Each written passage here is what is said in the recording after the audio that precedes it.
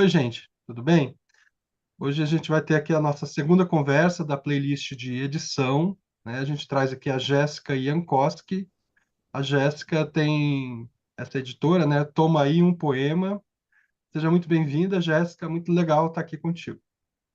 Obrigada, Ricardo. Eu que agradeço o espaço, agradeço o convite. Tô feliz de poder estar aqui conversando com você e espero trazer um pouquinho da minha visão do mercado editorial para quem for assistir isso agora, depois ou em outro momento. Muito Uhum, feliz. Muito obrigada, Ricardo. joia, joia.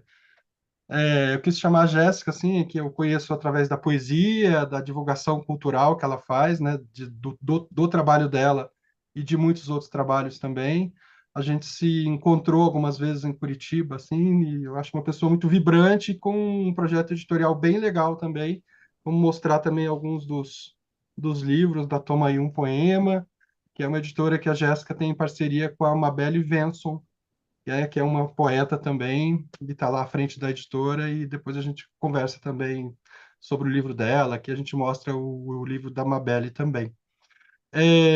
Então, para quem não conhece, a Jéssica é editora, é designer gráfica, é poeta, produtora audiovisual, articuladora cultural. Ela é graduada no curso de letras, na UFPR, e em psicologia, na PUC Paraná.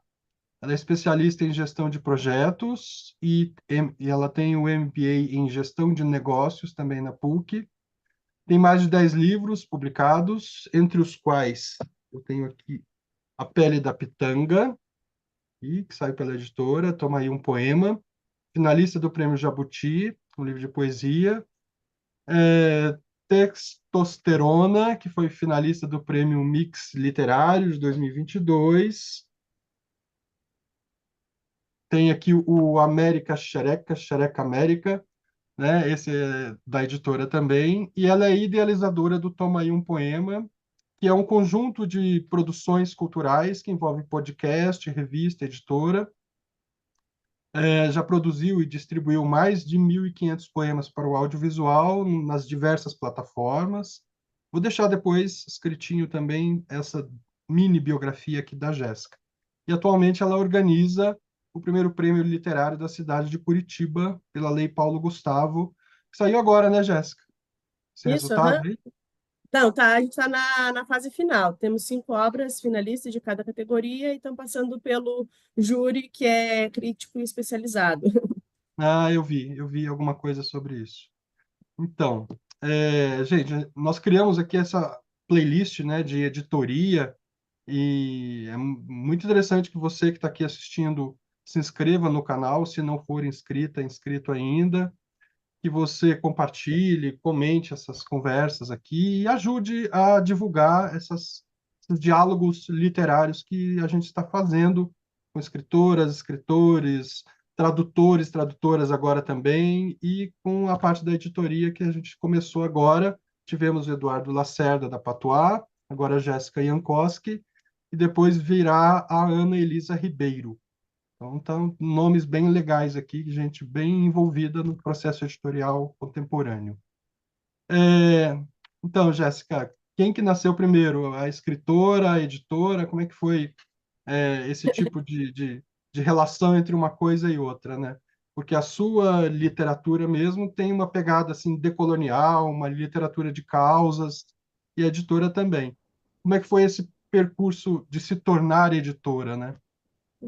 Eu costumo brincar que eu sou uma pessoa um pouco impaciente e um dia eu resolvi que eu ia fazer um livro, que eu ia escrever um livro. Então, eu escrevi o livro. Enquanto eu escrevi o livro, que era A Pele da Pitanga, eu já estava procurando uma editora.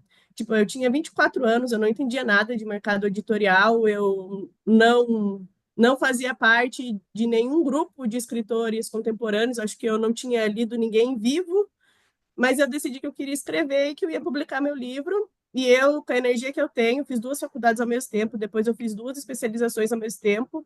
Terminei tudo isso e falei: agora eu tenho tempo, vou escrever. Veio a pandemia, falei: vou publicar meu livro.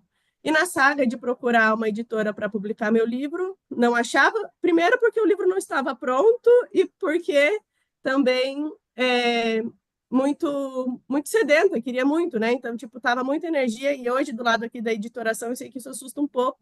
Então ali no, naquele momento tava muito crua, não entendia de nada. Eu achava que a gente ia publicar e o livro ia ser vendido sozinho. Tava assim, uma pessoa de 24 anos que decidiu que ia escrever. E muito cru. Então, eu recebi um monte de não, não, não, não, não, e eu, né, não, para mim, quer me motivar, me diz um não. Eu fico muito motivada. Então, eu falei, então eu vou fazer minha editora. Se ninguém quer publicar meu livro, vou fazer. Hoje eu sei que não é que ninguém queria publicar, eu acho que nem eu falei, eu estava crua, né? Não tinha nem o livro pronto e já queria que alguém dissesse sim para mim. Mas o que foi Uhum, muito bom, porque eu consegui fazer a Tua Mãe um Poema e publicar o meu livro. Só que nisso a gente tinha o podcast já. E o podcast de poesia e declamação já tinha poetas. E eu falo poetas porque, para mim, poetas não precisa ter livro publicado, você é escritor e eu não acredito na materialização. Eu acho que é quem exerce a função da palavra e isso tem muito a ver também com o meu projeto editorial da Tamanho Poema. Então, ali a gente começou a receber uns textos para ler no podcast, e eu fiz uma amizade bem grande na época, a Flávia, que é minha amiga até hoje, a escritora Flávia Ferrari, e ela não tinha livro publicado, eu falei, amiga, vamos publicar o teu livro também? E daí ela falou sim. Então, a partir do podcast, eu fui encontrando escritores que não tinham livros publicados e queriam publicar, e nesse momento não tinham nem o livro pronto. Então, a gente fazia uma curadoria de textos do Facebook, de coisas escritas por aí, foi crescendo a tamanho poema. Até que chegou em um momento, como é normal de uma empresa, de um negócio, que tem que ter um processo estruturado, né? Então, quando a gente viu que a gente tinha uma demanda, a gente falou, não, ok, vamos fazer isso, vamos ser uma editora, e como que a gente vai funcionar? E daí pensou todo o mapa da empresa, as estratégias para quem seria nosso público-alvo, com qual tipo de escritor ou nicho a gente ia querer trabalhar. Então, a gente acabou estruturando isso depois. Então, a Jéssica e Jéssica Editora nasceram meio juntas, né? Tipo, eu quanto escritora e editora. Foi um processo que um puxou o outro, e eu acho que sem um e outro, talvez não tivesse acontecido nenhum e nem outro. Então, sou muito feliz. interessante você falando assim, a gente não tinha conversado muito sobre isso ainda, né? E a minha percepção anterior era de um processo um pouco mais romântico na criação da editora, e a gente vê que tem muito pragmatismo junto, tem profissionalismo no tipo de envolvimento com o projeto, né? Vê como a gente às vezes vê erradamente, assim, né? Numa primeira impressão, um projeto, porque é um projeto que tem esse lado romântico, esse lado da militância mesmo, inclusive, né? Não que a militância seja romântica, mas militância sem um lado romântico também não funciona. E mas tem esse aspecto bem profissional, bem pensado enquanto projeto de negócio mesmo, no fim das contas, né? É que eu acho que eu sou uma pessoa. Eu já militei muito mais, mas eu tenho uma veia que é eu não tolero injustiça, eu acho que a gente está sujeito à violência social, eu penso muito isso faz parte da minha constituição e da família que eu cresci. Eu tenho um irmão trans, tenho uma irmã que ela é assexual, tenho eu que sou casada com a minha esposa, eu tenho uma família bem diversificada, assim, e eu acho que isso faz parte da minha vivência. E o meu irmão, ele é muito metido com militância. Ele foi estudar ciências sociais em Brasília. Ele saiu até meio que fugido de Brasília, porque se meteu numas encrencas lá, teve que voltar para o Paraná. Então, isso sempre teve presente. E eu acho que o que propiciou muito foi que eu me formei, terminei as minhas pós, e quando eu ia entrar no mercado de trabalho, eu queria ser psicóloga, queria ter meu consultório. Veio a pandemia e eu não consegui, então acabei achando outros meios que deram certo, né? E eu brinco, brinquei com você várias vezes que eu estava com medo de vir aqui falar, porque eu não me sinto muito preparada para ter conversas tão profundas e tão tipo, é isso ou é aquilo, porque eu acho que dentro do processo, que eu acho que a Tua Mãe Poema ela tem um jeito de olhar também jovem, a gente primeiro se depara com, com um assunto, com aquilo que vai surgir no mundo, depois a gente pensa aquilo. Então a nossa resposta é pensada, mas primeiro a gente vê aquilo que vai acontecer para depois se preparar para aquilo. Então eu não Uhum. consigo pensar, tipo, sei lá, vou mandar mensagem agora para muitos escritores que têm nome ou que são famosos, ou que ver se eles querem publicar com a minha editora. Não, eu espero chegar e eu vejo, a gente dá conta, a gente vai poder atender a expectativa, a gente é a melhor opção para essa pessoa, porque às vezes não é, e a gente também tem que saber reconhecer quando a gente pode fazer um trabalho legal e quando não pode, né? Eu acho que nenhuma editora está tentando fazer um trabalho péssimo, então a gente também não quer, quando a gente frustra alguém, a gente acaba se frustrando também. Então, acho que é bom ter os processos estruturados e saber o que a gente consegue lidar nesse momento. E o bom é que os momentos eles mudam, né? Isso é legal também de uma empresa e de se pensar e de se sonhar. É, Acho que então o projeto ideológico ele tem que estar presente, porque também é o que motiva as ações por trás, né? Por exemplo, a nossa editora ela é focada em poesia. A gente não está. Óbvio que a gente precisa pagar nossas contas, nossos boletos, a gente tem família, mas se a gente quisesse ganhar dinheiro mesmo, que é uma coisa ideológica forte, a gente não teria uma editora de poesia, né? A gente teria outro plano estratégico. Então, acho que a ideologia e a poesia, o romantismo, eu acho que eles estão todos muito ligados e é possível sim. Eu lembro que quando eu comecei tudo isso, eu via muita piada, tipo, não sobre a nossa editora, mas é uma piada ainda hoje falar assim, uma editora de poesia, tipo, Uhum. as pessoas fazem piada sobre isso, mas não funciona, é só você pensar um plano, ter uma estratégia, tudo funciona, desde que você saiba o mapa, as ações, aquilo que você vai fazer.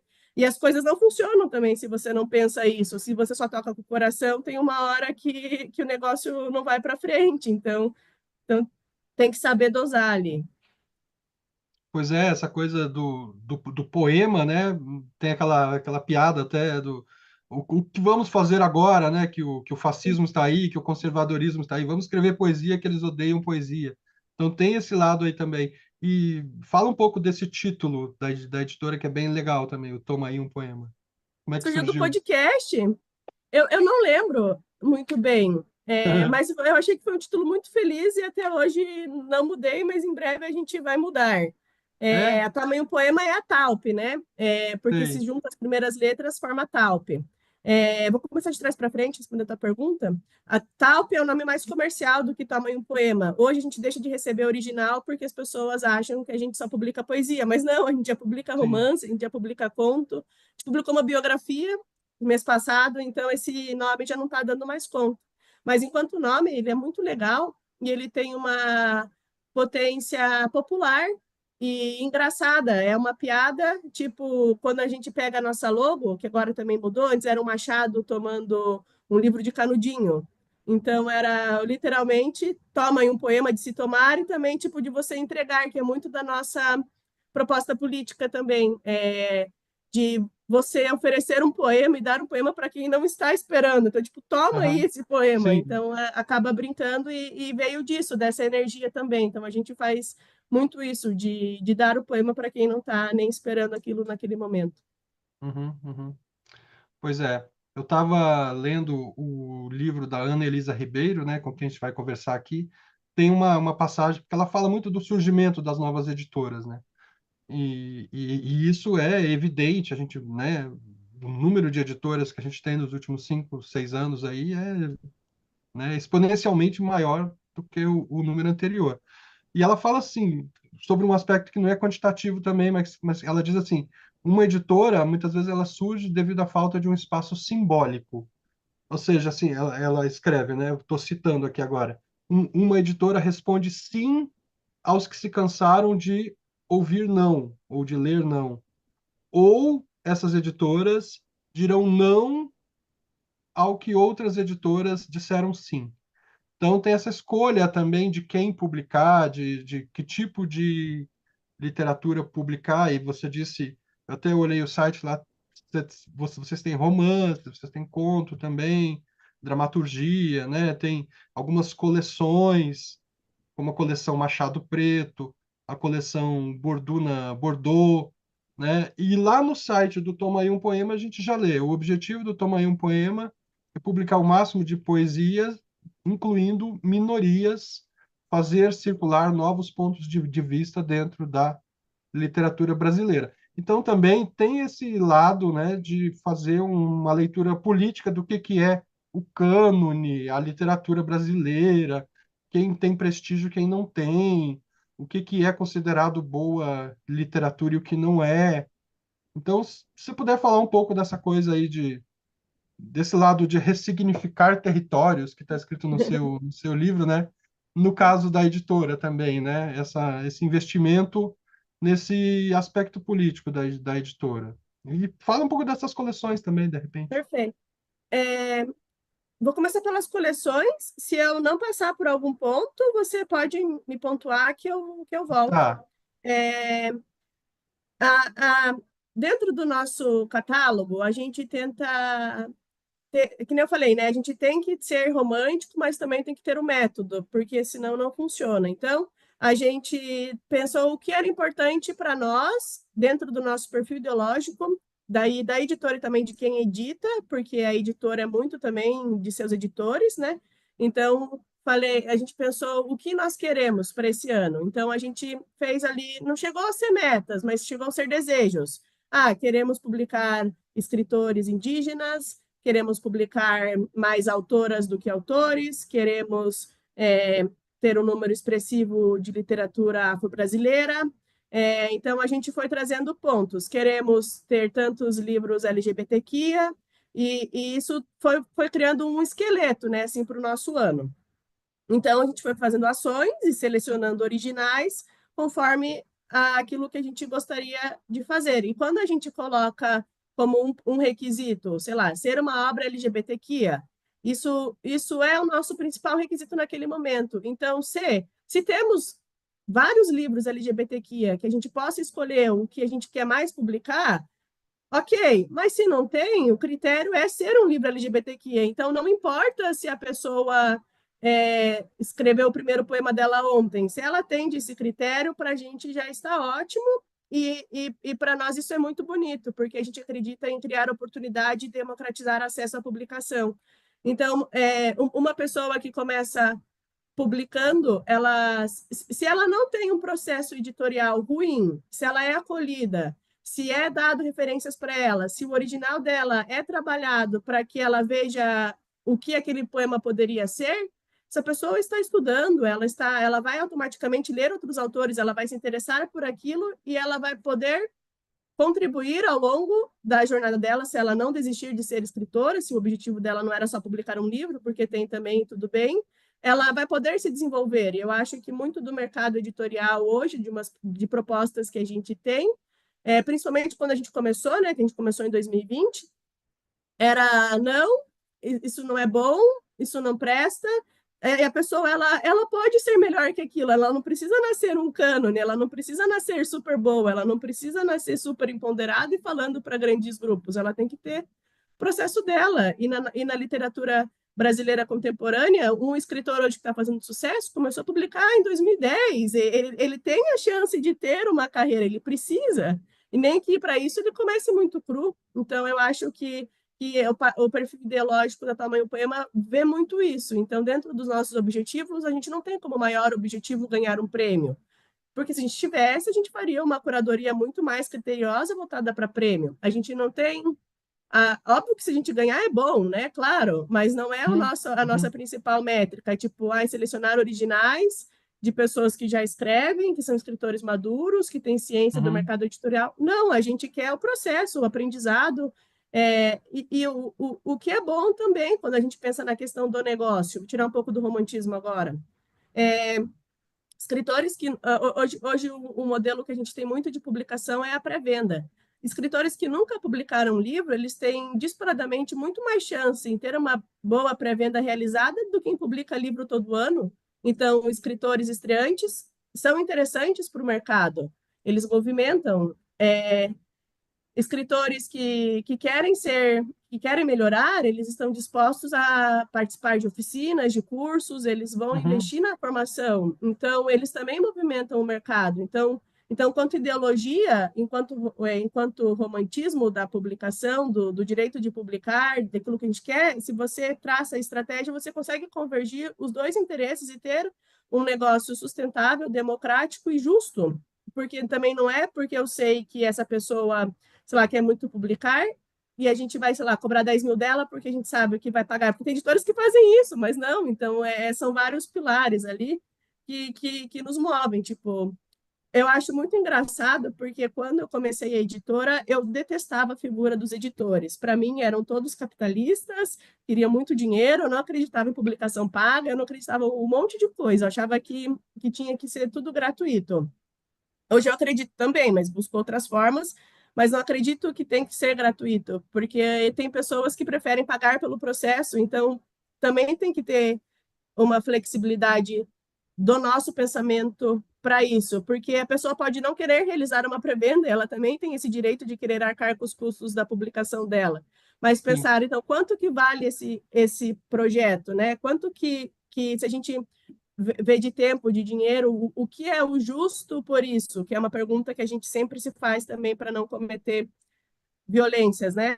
Então, a gente procura dosar vários aspectos e sermos o mais inclusivos possível, né? Então, entender também que grupos sociais também têm é, barreiras sociais e oportunidades diferentes. Então, a gente tem um contrato padrão, mas, por exemplo, se o nosso relacionamento com aquele autor foi bom, né? A gente publicou dois autores periféricos do Rio de Janeiro. E eles bateram a pré-venda deles, foi super bem, o relacionamento foi super bom. A gente deu toda a tiragem do livro para eles. Tipo, aquilo naquele momento faria a diferença para eles. E fez. Estão ali, estão vendendo os livros, estão gerando renda, solicitam reimpressão e funciona. Mas também não dava só para simplesmente oferecer um projeto de publicação diferente sem conhecer a pessoa, porque a gente já fez isso, a gente já se ferrou.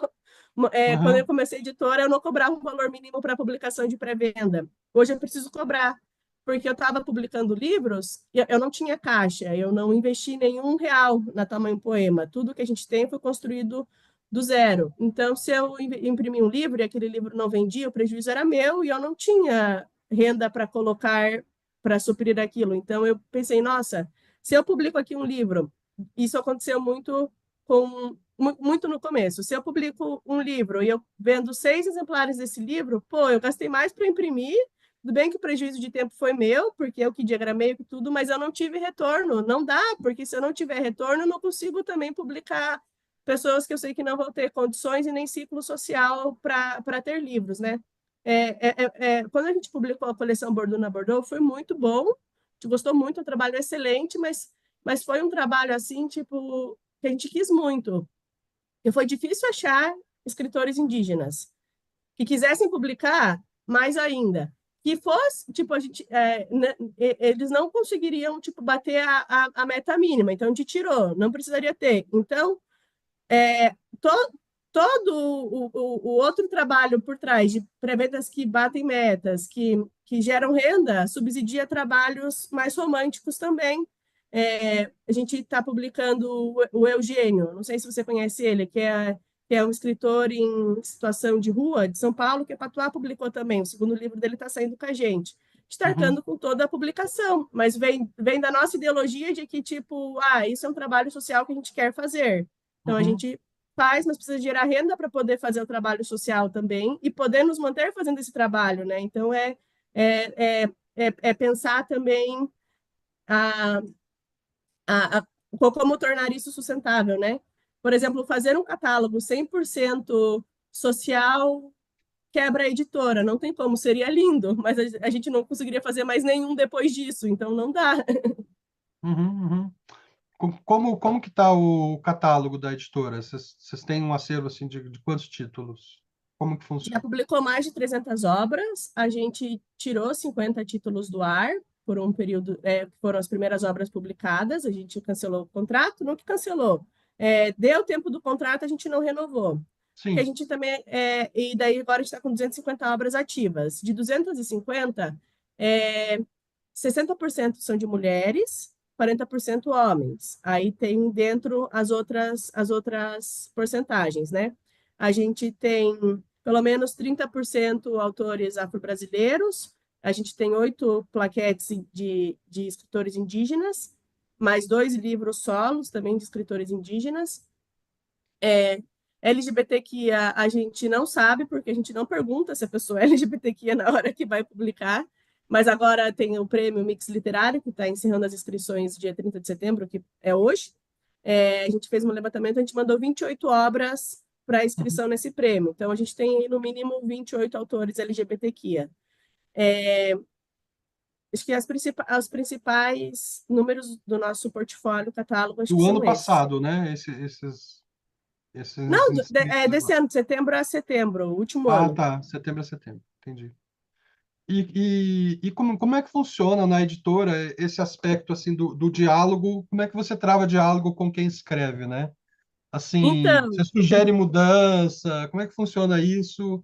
Você falou que esse importa muito também esse o é o trabalho da posicionamento. Mabel. Eu sou Aham. a parte mais criativa, eu sou mais do projeto gráfico, mais da diagramação.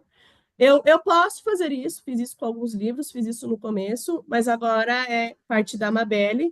A gente tem um fluxo de trabalho estruturado. A gente publica 15 obras por mês, mais ou menos, então, se a gente não estruturar nosso fluxo, não funciona. Então, a gente trabalha no Trello com vários cards por colunas, cada coluna é onde aquele livro está no processo editorial naquele momento. Então, temos assinatura de contrato, capa, depois da capa vai para a preparação de miolo. Preparação de miolo, a gente faz no Google Drive, com acesso aberto com o autor, no qual a Mabel lê, ao mesmo tempo que ela prepara o original, títulos, quebra, assim ela faz sugestões de mudança de texto, pontuando no comentário. A gente faz ali naquele momento, porque para nós a figura do editor ele é uma figura de opinião, tipo, para que se olhe por uma segunda vez, mas a opinião final é sempre do autor. Uhum. Então, a gente sugere, a mudança é acatada ou não. Se não for, a gente respeita e segue para a diagramação. Da diagramação, aí eu faço o projeto gráfico e a gente imprime. Mas essa troca ali é no Docs e também no começo, né? Quando a gente vai ensinar um contrato, a gente é uma lei nossa que a gente oferece uma reunião. A pessoa nem sempre quer, mas a gente oferece, porque a gente sabe que é naquele momento que a gente vai conversar. Uhum. Depois a gente entra no fluxo do trabalho, não tem como ficar, tá, pai, vamos marcar uma reunião para discutir a cor. Não tem como, a gente publica 15 livros por mês. Se eu for sentar e Uhum. fazer isso com todo mundo, a gente não publica nada. Então é ali e mais troca e troca de e-mail. A gente sempre pega também sugestões por e-mail, né? A gente tem um formulário onde o autor pode colocar que tipo de papel ele quer, que ele pensou para a capa, qual o formato do livro ele deseja. Então a gente está sempre ouvindo, dizendo sim conforme a gente pode, mas quando precisa tem que dizer ou não. E pode não parecer, mas eu sou uma pessoa muito tímida. Eu sou tímida, não gosto de conversar também muito com as pessoas. Tipo, não sei, prefiro ficar no meu mundinho editando livros, fazendo capas, para mim é muito mais confortável. Mas no começo, quando eu criei a editora, eu precisei muito aprender a falar com pessoas, porque se a gente não fala com pessoas, a gente não faz nada. Pessoas são tudo na vida. É, e eu precisei fazer isso. Agora, mas foi uma coisa fabricada, agora eu não preciso mais. Agora tem a Mabelle, que é uma pessoa que gosta de fazer isso, fazendo isso, então é muito melhor quando a pessoa gosta. É. Sim, sim. É, tem um ponto, né, que eu vi lá no site também de vocês, que é um ponto que costuma ser assim bem intocado. Ninguém fala muito disso, que é a questão de direito autoral, relação de exploração dentro da relação, dentro do contato ali editor-escritor. Esse aspecto da parceria está muito evidente no trabalho de vocês. Você podia falar um pouco disso, do fato da editora é, se nomear uma editora que não tem fins lucrativos, no fim das contas? Posso sim, e vou tentar não fazer inimigos agora, mas tudo bem. Quando a gente fala de direitos autorais, nós somos editoras independentes, temos amigos editores independentes, temos vários perfis ideológicos, e eu acho que cada editor e editora sabe aquilo que está fazendo, e tem algumas pessoas que têm um olhar menos capitalista do que outras, acho que isso são fatos. A nossa editora a gente está terminando de se formalizar como ONG. Acho que a gente, inclusive, termina. Era para ter terminado já agora, dia 30, mas deu problema na entrada de documentação no cartório. Então, vai ficar agora para outubro a nossa formalização. Então, a gente está com esse compromisso de não gerar lucro. Só que quando a gente fala de geração de lucro, também é preciso esclarecer alguns pontos que as pessoas talvez saibam, mas não saibam, saibam intuitivamente, mas não saibam colocando em palavras. Gerar lucro não é fazer renda, ganhar dinheiro. Gerar lucro é você distribuir os lucros para acionistas e sócios ao final do mês.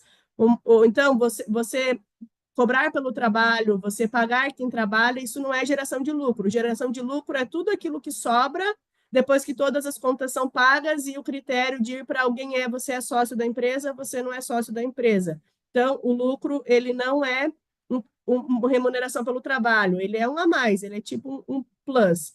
Então, editoras independentes raramente geram lucro, elas conseguem pagar as contas. A gente paga nossas contas e estamos estruturando o nosso caixa para que esteja sobra de dinheiro. Então, como a gente está fazendo isso e a gente tem o compromisso de não gerar lucro, então a gente está se formalizando como uma ONG, porque sendo uma ONG, além de você poder voltar isso como um dever para a comunidade, você ainda pode participar de licitações e ter outros tipos de arrecadação de dinheiro que, no nosso caso, se bem estruturado, não precisará mais ser a pré-venda. Então, a gente também já muda da onde que vai vir o financiamento. Mas a questão dos direitos autorais para a gente é muito importante, porque a gente se coloca como uma editora parceira. Nós somos uma editora que os editores são duas escritoras. Então, como escritoras, nós procuramos que a nossa atuação editorial seja pautada nos nossos valores enquanto escritoras. É uma coisa que alguns autores não entendem e já aconteceu de acharem ruim, mas a gente trabalha muito com a emancipação. Então, quando eu disse ali agora há pouco que a gente cancelou os contratos, não renovou de 2 anos atrás, mas não é que esse livro morreu, a gente entregou os arquivos originais para a pessoa, as instruções de como solicitar impressão na gráfica, e a gente tipo falou, ó, esse agora é um dever seu, nós Uhum, te acompanhamos até aqui, mas você tem a liberdade de fazer o que você quiser com o seu livro agora. Isso uhum, depois de 2 anos. Mas não quer dizer que durante o processo a pessoa também não recebeu pelo trabalho ou nada. A gente pratica. O primeiro contrato de 2022, a gente praticava. Basicamente, a gente não retia nada de direitos autorais e a gente descontava apenas o custo de manutenção daquele livro, né? Tipo, ter livros parados em estoque gera custo, porque é um espaço físico que tem que ser locado. Ter um site gera custo. Então, se um livro é vendido, eu preciso tirar uma taxa para manter o site no ar. Se eu envio o livro pelo correio, eu também tenho um custo. Então, isso tem que ser abatido do valor que foi arrecadado com o livro. Então, esses contratos, a gente fazia o pagamento retirando todos os custos naquele exemplar e repassava para o autor. Então, tipo, só tornando em métrica, sei lá, se o livro era R$ 50, a gente conseguia passar de 30, 32 para o autor, retirando os custos, que é muito mais do que, tipo, se paga de direitos autorais, que é uma média de 10%. É, nisso, a gente aprendeu que não dá para manter o caixa fazendo assim, porque também tem o custo da pessoa, que era um custo que não estava sendo envolvido. Então, o custo de expedição, o custo de responder os e-mails, tem que ter uma pessoa tirando dúvida e fazendo prestação de conta. Então, tinha uma série de outros custos não estava, que estava pesando na conta, estava sobrecarregando equipe e que não estava sendo remunerado. Então, não deu para manter os contratos assim, infelizmente. A gente mudou nosso contrato a partir de 2022, no qual a gente então passou a reter direitos autorais sobre vendas que nós realizamos e não vendas realizadas por autor. Então, se na hora de adquirir livros com a gente, o autor ele pode fazer isso a preço de gráfica. Gráfica, 11, 12 reais. E e a gente manda esse livro para ele paga o transporte, ele paga o frete, e esse livro é dele, ele vende, ele fica com o dinheiro, ele administra. Se vai solicitar a reimpressão, ele paga a reimpressão e assim vai. Mas os livros que nós vendemos, a gente passou a pagar 25% de direitos autorais, o que é mais que o dobro praticado no mercado. E a gente uhum. descobriu que na nossa operação é possível praticar esse valor e se manter saudável, ter uma empresa boa e estruturada.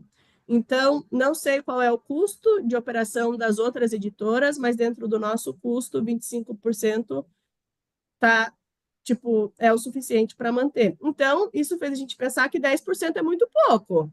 A pessoa pode pagar 10%, não temos nada contra isso, mas a gente sabe que é muito pouco, porque se 25% está dando bem, com previsão de sobrar dinheiro no final do mês, ainda não sobra porque a gente está crescendo muito, né? Mas quando a gente parar de crescer, já seria suficiente para manter, porque se pagando 25% de direitos autorais, a gente consegue pagar todos os custos, a gente consegue é, é, contratar escritório de contabilidade, advogado, fazer processo para transformar uma ONG, tipo, isso está sendo pago, que seria o lucro, o que não Uhum, foi uhum, pago pelos sim. profissionais, né?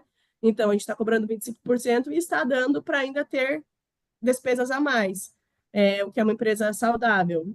Então, isso entra na ótica do que é justo e o que não é justo. Tipo, a gente não acha injusto pagar 10% de direito autoral. Como eu falei, tem que ver quais são os custos daquela editora. Talvez seja uma editora pequena, com volume menor. Mas, por exemplo, assim, um autor pagou para ser publicado, ele gastou 5 mil pela publicação do seu livro, e ele ainda só vai receber 10% de direito autoral. Isso tá errado, ele já pagou a conta do livro e ele ainda, tipo, a conta não fecha, isso não é, enfim. E uma coisa também interessante é que, né, quando a gente fala de direito autoral, é sobre a venda, mas uma coisa também que a gente não concorda, uma coisa ideológica muito forte nossa, de que as editoras se tornam é, a propriedade intelectual do livro, em muitos contratos, passa a ser da editora. A gente acredita que escritores têm que. Os livros têm que ser dos autores. A editora Uhum. pode administrar, vender e tal, mas e se esse escritor tiver a oportunidade de ter a obra produzida para o audiovisual? E ele não vai poder, porque ele deu os direitos da obra para a editora, não? Então, nesse sentido, a gente diz que 100% do autor, a gente está pegando direitos de publicação em modo físico, nem o digital, a gente pega exclusividade. Se o autor quiser colocar o livro dele na Amazon, na Anclap, onde ele quiser, ele pode, porque a gente entende que o livro é dele, e para a gente, enquanto editora em negócio, para a gente, estamos olhando para o livro físico impresso nesse momento. Se alguma hora mudar, a gente revê nosso contrato. Mas eu acho que as pessoas, quando elas assinam contratos, elas não pensam em todos esses aspectos. E digo mais, eu acho que tem muitos editores e editoras que não pararam para pensar que quando você pega a exclusividade de direitos autorais, você também está fazendo isso. E a gente não quer, de forma alguma, também prejudicar alguém ao longo prazo. Mas também não quer dizer que o nosso modelo é perfeito, porque não é. Tem escritores que não gostam de ter a liberdade e não sabem o que fazer com ela, né? Então, dentro do nosso modelo editorial, a figura do nosso escritor ideal é um escritor proativo, que se movimenta, que vai em suas feiras, que procuram vender seus livros. A gente tem 250 livros para vender. Quando a gente vai em alguma feira, são 250 livros. Nem sempre a gente vai Uhum. conseguir vender o livro de todo escritor. Então, a gente Aham. delega essa responsabilidade e tem gente que não quer a responsabilidade pelos próprios livros, né? Então, nem sempre também o modelo editorial é para todo mundo. Maravilha. É, você, você sente assim, Jéssica, que com com esse grande número de obras, você sente que o público da poesia tem se ampliado? Esse grande número de editoras que temos, inclusive, você está em Curitiba, né? Só nos últimos anos a gente tem várias editoras surgindo em Curitiba, né? Sem contar as pregressas, né? A Medusa, a Cotter, etc., né? Tem uma série de editoras mais antigas e surgiram muitas editoras novas. Você falou de feiras, você falou desses eventos todos. Você sente que o público da poesia está se ampliando, que a poesia está chegando a gente que antes não tinha esse contato com esse tipo de texto? Eu percebo muito pela ótica da tua mãe poema, que eu não sei se é a mesma experiência que as outras editoras têm, a mesma percepção. Mas dentro da nossa percepção, a gente descobriu que muitas pessoas são poetas e não sabem que são poetas. Elas escrevem e deixam guardados na gaveta, ou ou no bloco de notas, agora acontece muito também do celular, e elas não se veem como escritoras de poesia.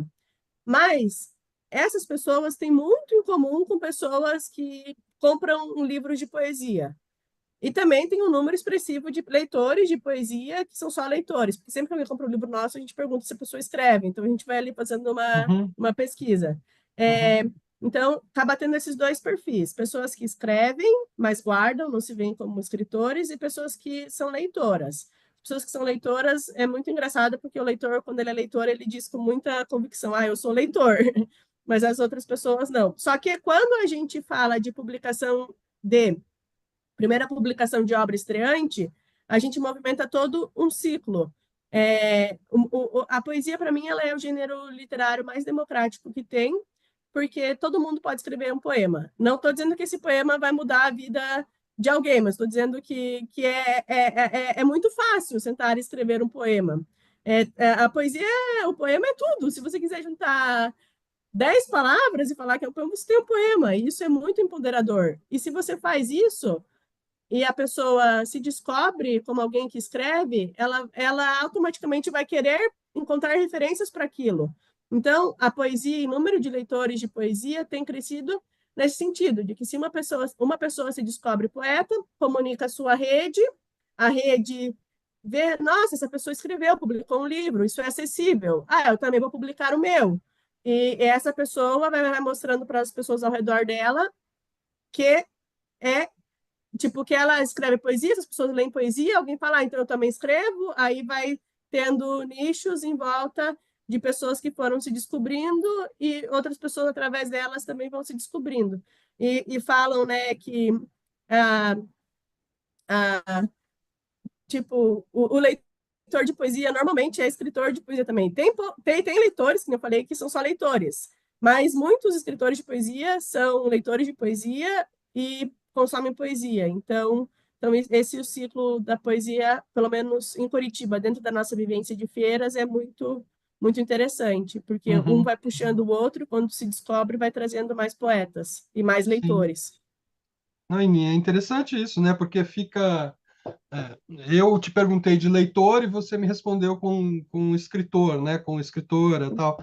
E eu acho que talvez seja esse o movimento mesmo mais dinâmico hoje em dia dessa mistura de quem lê e de quem escreve, desse borramento, no fim das contas, das coisas, né? Eu queria mostrar alguns livros da Toma aí um poema, né? Por exemplo, a gente tem da Mabel Venson o Tudo que Queima, tá aqui. E esse é um trabalho que vocês fazem na íntegra, né, Jéssica? Assim, Juno Cipolla, tire as bolhas da seringa antes de aplicar o líquido. Rodrigo Domiti, Coisa Pouca. Cada livro num formato, cada livro numa dimensão. Vocês têm as plaquetes também. O Tudo que Fala Canta, da Valesca Brinkmann. Estava conversando com a Valesca, a gente vai fazer Legal. uma conversa aqui com ela também. Tem os livros da Jéssica também, que eu já mostrei no começo aqui. Todos os livros da Toma aí um Poema. Então, é um trabalho que vocês fazem na íntegra, né? Vocês comandam todo o processo de produção disso, no fim das contas, né? Sim, a gente faz tudo. E desde a curadoria, a gente só não faz a impressão, né? Que a gente não tem Aham, maquinário. Mas sim. hoje temos editoras independentes que costuram seus próprios livros, né? Então tem editoras que fazem realmente todo o processo, mas a gente só não faz a impressão. E cada livro ele é diferente em si, que nem eu falei, naquele momento que a gente tem o formulário, a gente escuta as pessoas, e cada pessoa quer alguma coisa para o livro, e a gente procura, dentro do possível, atender. Então, acaba tendo livros de formatos, o papel a gente sempre usa o Bold, né?